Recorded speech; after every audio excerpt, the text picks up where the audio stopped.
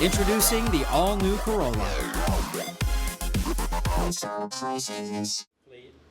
Nearly 70 years ago, Lloyd Glick was aboard the USS North Carolina off Guam, taking part in the bombardment of the island ahead of the July 1944 invasion. Our ship was one of either 8 or 10, probably 8 battleships that was off the shore for the 13-day bombardment prior to the Marines doing the landing. Physically, what were you doing on the ship? Hiding. No. This week, he came back to Guam for the launch of a book about him, From Bugle Boy to Battleship. I didn't write this, Walt wrote it.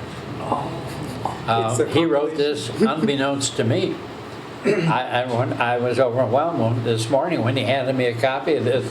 I had no conception that he was doing this. Walt is Walter Goodrich, a native of Jamaica, educated in the States. He has called Saipan home since 2006. He is a writer who runs a tour business and a website called discoversaipan.com.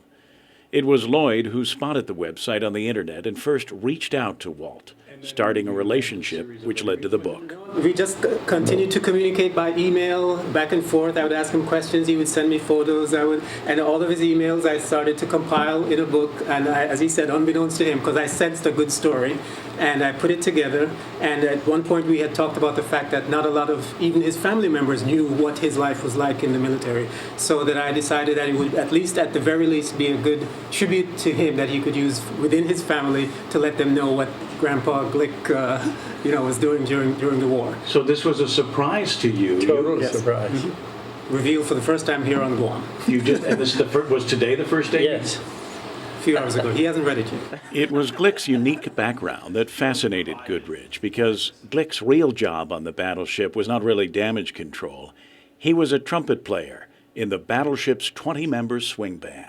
He was a seasoned musician before he signed up for military service. So he continued that passion and actually was musician second class. That was his rank on board the battleship. So in addition to being damage control, he was also part of a 20-member swing band on this battleship, which is a concept I find endlessly fascinating, that there would actually be a full band in operation on a battleship during wartime.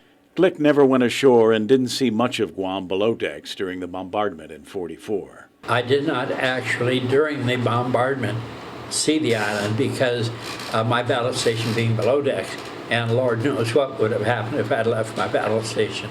It was his role in the swing band that brought him back in 1947, still in the Navy, on a tour of the Pacific battle sites with a group of stateside politicians.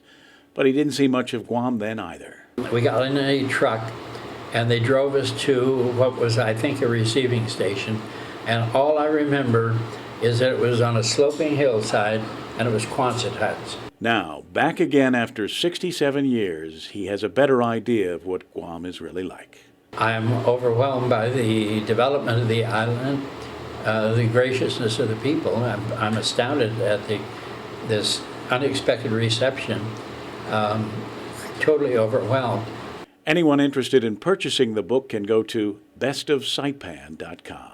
And there'll be an image of the book right there they can click on. Now, I should tell you, Lloyd has not actually given his official go-ahead for others to, this is the first time he's seeing it, so he's going to read it. You're negotiating. Is that right? Right.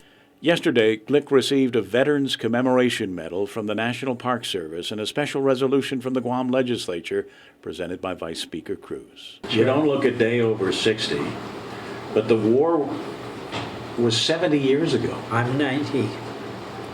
Wow. Kevin Kerrigan, PNC News.